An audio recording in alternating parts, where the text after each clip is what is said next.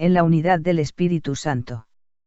El designio salvífico del Padre al enviar a su Hijo es unir a todos sus hijos que estaban dispersos, Juan 11, 52, y constituir un reino sacerdotal con los hombres de cada raza, lengua, pueblo y nación, Apocalipsis 5, 9. Vine al mundo solo con el fin de unir a todos en la unidad de la Trinidad, por el Espíritu Santo, es decir, por el amor, Diario 50, p. 95, diciembre, 1927. Mi padre al fundar la Iglesia solo tuvo un fin de unidad, porque él, ni en sí mismo, ni en sus concepciones eternas, ni en su fecundidad asombrosa, ni en sus deseos, ni en sus obras puede tener pensamientos e intenciones fuera de su unidad. Pues bien, al fundar su Iglesia, su ideal fue no hacer sacerdotes que se disgregan saliéndose de su unidad, sino un solo sacerdote en mí, un solo santo en mí, por el Divino Espíritu, Diario 50, p. 397, febrero, 1928. En un texto de una densidad doctrinal extraordinaria, San Pablo pone de relieve la unidad de la Iglesia, un solo cuerpo y un solo espíritu, como habéis sido llamados a una sola esperanza de vuestra vocación. Un solo Señor, una sola fe, un solo bautismo. Un solo Dios y Padre de todos que está sobre todos, por todos y en todos, Efesios 4, 4-6. La unidad es el rasgo más divino de la Iglesia. No es pues de extrañar que el poder del mal dedique todo su esfuerzo a destruirla. El demonio tiende a desunir porque rompe la fuerza, el Espíritu Santo tiende a unir, a estrechar los brazos paternales, filiales, fraternales de cuyo desmembramiento vienen tantos males a mi Iglesia. Si yo soy la unidad en la Trinidad, ¿por qué mis pastores y sacerdotes entre sí no tienen una sola alma, un solo parecer por mi gloria, un solo corazón en mi corazón? Yo me ofrecí de víctima por ellos muy especialmente, y solo les pedí que perseveraran en mi amor, y mi amor es unitivo, y quiero que los hombres se amen los unos a los otros, como no querer ante todo que los sacerdotes se amen entre sí, y que entre ese grupo escogido de elección no tenga yo que lamentar odios, disturbios, apartamientos, lejanías de pareceres y de afectos, todas esas miserias que enfrían, que entibian, que separan los corazones.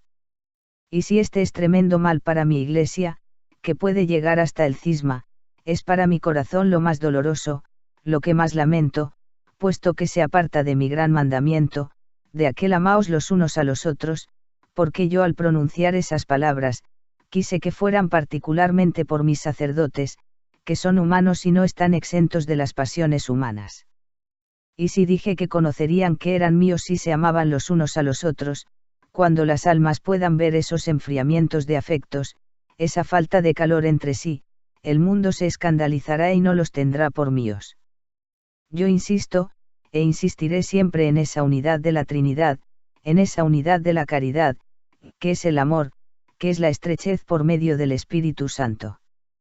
Es muy humano el que haya que lamentar yo, que lamentar la Iglesia, esa división entre los suyos, que llegan a muy grandes, a muy hondos males, que yo solo sé medir en su extensión.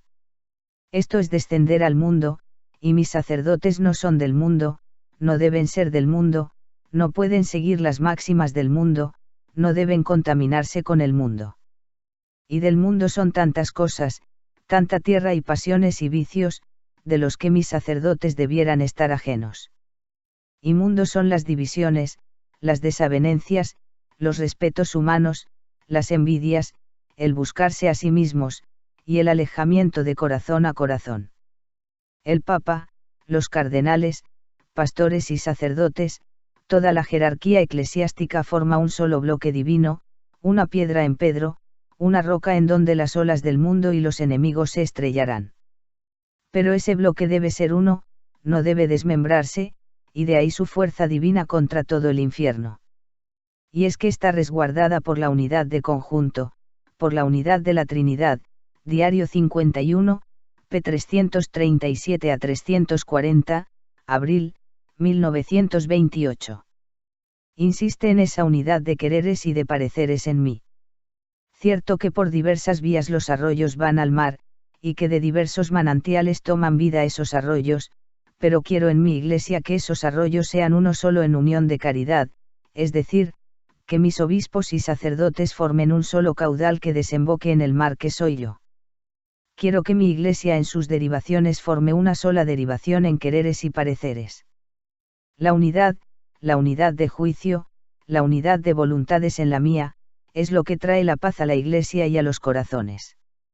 ¿Cuántos obispos lamentan esta falta de unidad en su clero, no tan solo para con ellos, sino aun los miembros entre sí, divergiendo en opiniones que acarrean consiguientemente, faltas de caridad y murmuraciones de trascendencia, apuñalando mi corazón, todo obediencia y caridad? Y mira, si el sacerdote tiene tan alto origen, nada menos que en el amoroso seno de la Trinidad, tiene el deber ineludible de asimilarse a la Trinidad muy principalmente en su unidad. Y como la Iglesia ha sido creada para él, por la Trinidad, en ella debe aspirar y beber la unidad, simplificándose en mi voluntad manifestada por los superiores, es decir, por el Papa y los obispos de quienes el sacerdote depende. Esa unidad falta en el mundo, y por esto tantos males que asolan la tierra. Se desvían las almas de su centro, y de ahí todas las desgracias que llora la humanidad caída. Este es el punto central y capital de su ruina, el vivir apartado de la unidad, en doctrinas erróneas, en el orgullo de las opiniones, en la multiplicidad de las sectas, en la bruma y obscuridad de los compuestos. El día que el mundo vuelva a su centro, de la unidad de la Trinidad y en su Iglesia, será salvo. Pero lo más triste y lo que más lastima mi corazón es que en los míos existe esa desigualdad que los aparta de su centro, en la unidad de la Trinidad y en su Iglesia, será santísima y plenísima, en las tres divinas personas. Diario 49, p. 374 a 378, noviembre, 1927. La unidad no puede ser realizada por las solas fuerzas humanas, es un don que viene de lo alto.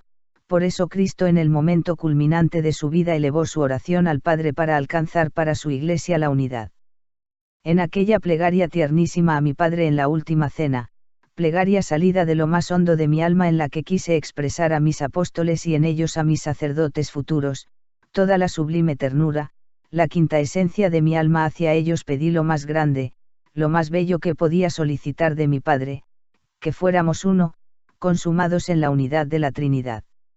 Aquella plegaria de la consumación de la unidad en mi Padre y en mí, no quedó estéril, sino que vinieron sus frutos a la tierra especialmente sobre mis sacerdotes y por eso son ellos otros yo, y por eso, solo por esa les di a mi misma esposa, la Iglesia, pero con los mismos deberes de fidelidad y de purísimo amor hacia ella, con el deber de servirla, de consolarla, de darle hijos espirituales y santos, de extender su reinado, de respetar sus jerarquías, de constituir aún en la tierra, aquella unidad que es eco de esa unidad santa, fecunda, y purísima, de la unidad de los sacerdotes en mí, de la única unidad en la Trinidad.